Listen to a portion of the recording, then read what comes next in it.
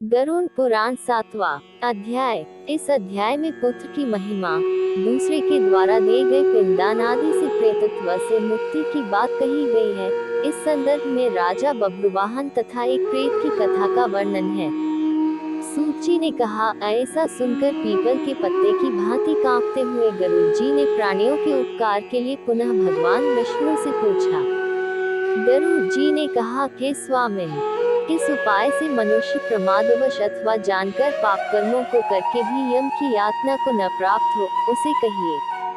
संसार रूपी सागर में डूबे हुए, दीन चित्त वाले, पाप से नष्ट बुद्धि वाले तथा विषयों के कारण दूषित आत्मा वाले मनुष्यों के उद्धार के लिए ही माधव पुराणों में सुनिश्चित किए गए उपाय को बताए, जिससे मनुष्य सद्गति प्राप्त कर सके। श्री भगवान बोले, हे तार्क्ष्य, मनुष्यों के हित की कामना से तुमने अच्छी बात पूछी है। सावधान होकर सुनो, मैं तुम्हें सब कुछ बताता हूँ। हे खगेश्वर, मैंने इसके पहले पुत्र रहित और पापी मनुष्यों की यातना का वर्णन किया है। पुत्रवान तथा धार्मिक मनुष्यों की पूर्वोक्त दुर्गति कभी नहीं होती। यदि अपने पूर्वार्जित कर्मों के कारण पुत्रोत्पत्ति में विघ्न हो तो किसी उपाय से पुत्र की उत्पत्ति संपन्न करें। हरिवंश पुराण की कथा सुनकर विधान पूर्वक शतचंडी यज्ञ करके तथा भक्ति पूर्वक शिव की आराधना करके विद्वान को पुत्र उत्पन्न करना चाहिए। यह पुत्र पितरों की पुम नामक नरक से रक्षा करता है, अतः स्वयं भगवान ब्रह्मा ने ही उसे पुत्र नाम से कहा है। एक धर्मात्मा पुत्र संपूर्ण कुल को तार देता है। पुत्र के द्वारा व्यक्ति लोगों को जीत लेता है, ऐसी सनातनी श्रुति है। इस प्रकार वेदों ने भी पुत्र के उत्तम महात्म्य को कहा है। इसलिए पुत्र का मुख देख करके मनुष्य पितृ ऋण से मुक्त हो जाता है। पौत्र का स्पर्श करके मनुष्य तीनों ऋणों देव, ऋषि, पितृ से मुक्त हो जाता है। इस प्रकार पुत्र पौत्र तथा प्रपौत्रों से यमलोक का अतिक्रमण करके स्वर्ग आदि को प्राप्त करता है। ब्राह्म विवाह की विधि से ब्याही गई पत्नी से उत्पन्न औरस पुत्र ऊर्ध्वगति प्राप्त कराता है और संग्रहित पुत्र अधोगति की ओर ले जाता है। हे खग श्रेष्ठ, ऐसा जान करके व्यक्ति हीन जाति की स्त्री से उत्पन्न पुत्रों को त्याग दे। हे खग, सवर्ण पुरुषों से सवर्णा स्त्रियों में जो पुत्र उत्पन्न होते हैं, वे औरस पुत्र कहे जाते हैं और वे ही श्राद्ध प्रदान करके पितरों को स्वर्ग प्राप्त कराने के कारण होते हैं। औरस पुत्र के द्वारा किए गए श्राद्ध से पिता को स्वर्ग प्राप्त होता है। इस विषय में क्या कहना? दूसरे के द्वारा दिए गए श्राद्ध से भी प्रेत स्वर्ग को चला जाता है। इस विषय में सुनो। यहाँ मैं एक प्राचीन इतिहास कहूँगा, जो और्ध्वदैहिक दान के श्रेष्ठ महात्म्य को सूचित करता है। हे तार्क्ष्य, पूर्व काल में त्रेता युग में महोदय नाम के रमणीय नगर में महाबलशाली और धर्मपरायण बब्रुवाहन नामक एक राजा रहता था। वह यज्ञानुष्ठान परायण, दानियों में श्रेष्ठ, लक्ष्मी से संपन्न, ब्राह्मण भक्त तथा साधु पुरुषों के प्रति अनुराग रखने वाला, शील तथा आचार आदि गुणों से युक्त, स्वजनों के प्रति अपनत्व और इत्रजनों के प्रति दया के भाव से संपन्न था। क्षात्र धर्मपरायण वह राजा औरस पुत्र की भांति धर्म पूर्वक अपनी प्रजा का पालन करता था और दंड देने योग्य अपराधियों को दंड देता था। वह महाबाहु किसी समय सेना के साथ मृगया के लिए नाना वृक्षों से युक्त एक घनघोर वन में प्रविष्ट हुआ। वह वन नाना मृगगणों से व्याप्त और अनेक पक्षियों से भरा हुआ था। उस समय राजा ने वन के मध्य में दूर से एक मृग को देखा। राजा के द्वारा सुदृढ़ बाण से विद्ध वह मृग बाण सहित जंगल में अदृश्य हो गया। रुधिर से गीली हुई घास पर अंकित चिन्ह से राजा ने उसका पीछा किया। तब मृग के प्रसंग से वह राजा दूसरे वन में जा पहुंचा। भूख प्यास से सूखे हुए कंठ वाला तथा परिश्रम के संताप से पीड़ित उस राजा ने एक जलाशय के समीप पहुंचकर घोड़े के साथ उसमें स्नान किया तथा कमल की गंधादि से सुगंधित शीतल जल का पान किया। इसके बाद उस जलाशय से बाहर निकलकर श्रमरहित राजा बब्रुवाहन ने वृक्ष रूपी विशाल शाखाओं के कारण फैले हुए, मनोहर और शीतल छाया वाले तथा पक्षी समूहों से पूजित एक वट वृक्ष देखा। वह वृक्ष संपूर्ण वन की महती पताका की भांति स्थित था। उसकी जड़ के पास जाकर राजा बैठ गया। उसके बाद राजा ने भूख और प्यास से व्याकुल इंद्रियों वाले, ऊपर की ओर उठे हुए बालों वाले, अत्यंत मलिन, कुबड़े और मांस रहित एक भयावह प्रेत को देखा। उस विकृत आकृति वाले भयावह प्रेत को देखकर बब्रुवाहन विस्मित हो गया। प्रेत भी घने जंगलों में आए हुए राजा को देखकर चकित हो गया और समुत्सुक मन वाला होकर वह प्रेतराज उसके पास आया। हे तार्क्ष्य, तब उस प्रेतराज ने राजा से कहा, हे महाबाहो, आपके संबंध से मैंने प्रेत भाव का त्याग कर दिया है, अर्थात मेरा प्रेत भाव छूट गया है और मैं परम शांति को प्राप्त हो गया हूँ तथा धन्यतर हो गया हूँ। राजा ने कहा, हे कृष्ण वर्ण वाले तथा भयावह रूप वाले प्रेत, इस कर्म के प्रभाव से देखने में डरावने लगने वाले और बहुत ही अमंगलकारी इस प्रेतत्व स्वरूप को तुमने प्राप्त किया है। हे तात, अपने प्रेतत्व की प्राप्ति का सारा कारण बतलाओ। तुम कौन हो और किस दान से तुम्हारा प्रेतत्व नष्ट होगा? प्रेत ने कहा, हे श्रेष्ठ राजन, मैं आरंभ से आपको सब कुछ बतलाता हूँ। प्रेतत्व का कारण सुनकर आप कृपया उसे दूर करने की दया कीजिए। वैदिश नाम का एक नगर था जो सभी प्रकार की संपत्तियों से समृद्ध, नाना जनपदों से व्याप्त, अनेक प्रकार के रत्नों से परिपूर्ण, धनिकों के भवनों तथा देव एवं राजप्रसादों से सुशोभित और अनेक प्रकार के धर्मानुष्ठानों से युक्त था। हे तात, मैं वहां रहता हुआ निरंतर देव पूजा किया करता था।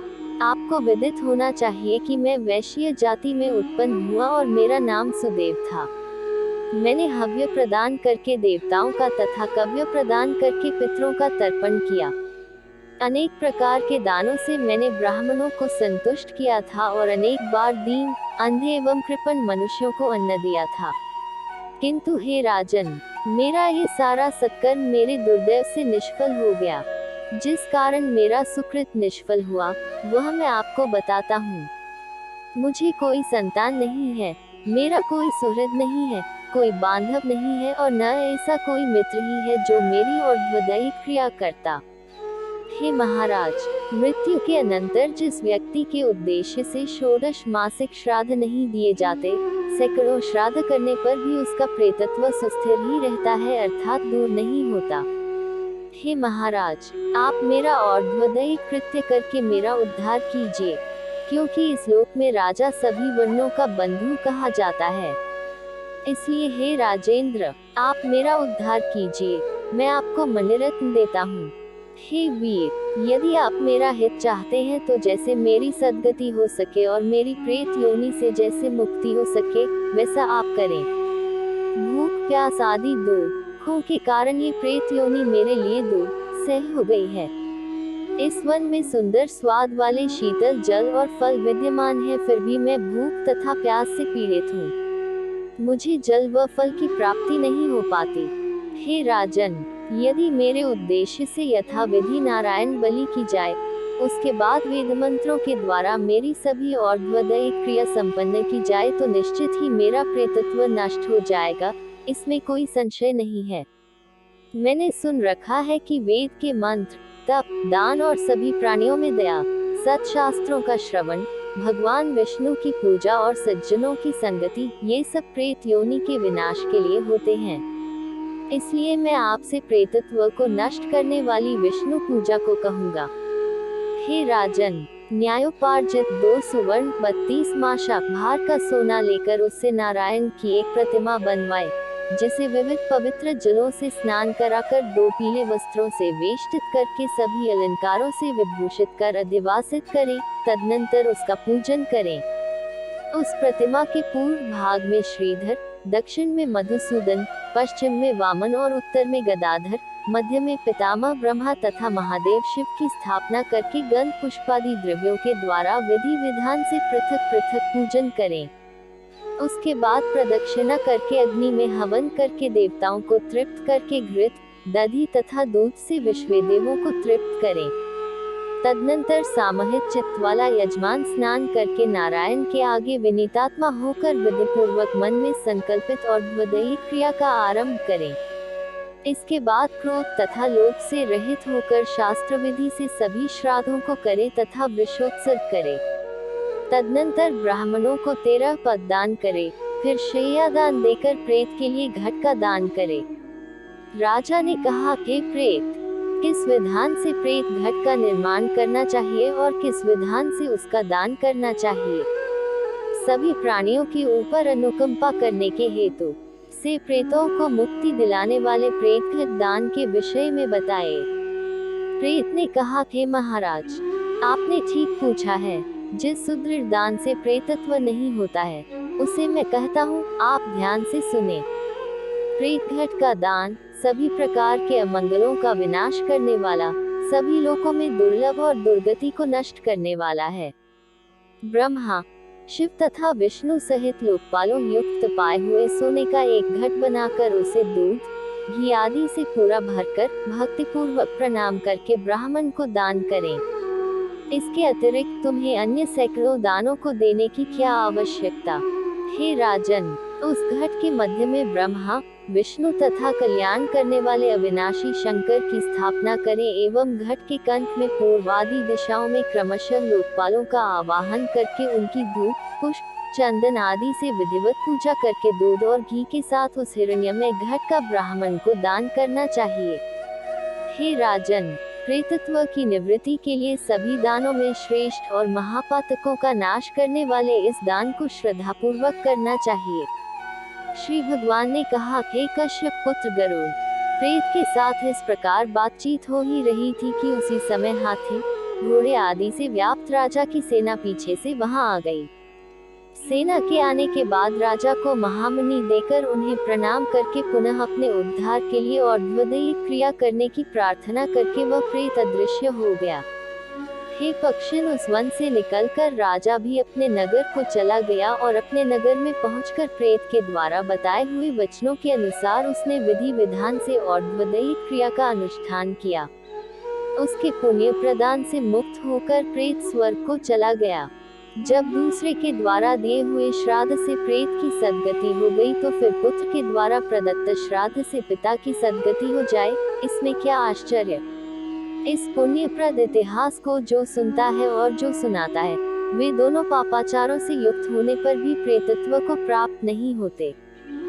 इस प्रकार गरुड़ पुराण के अंतर्गत सारोद्धार, बब्रू वाहन प्रेत संस्कार नामक 7वां अध्याय पूरा हुआ।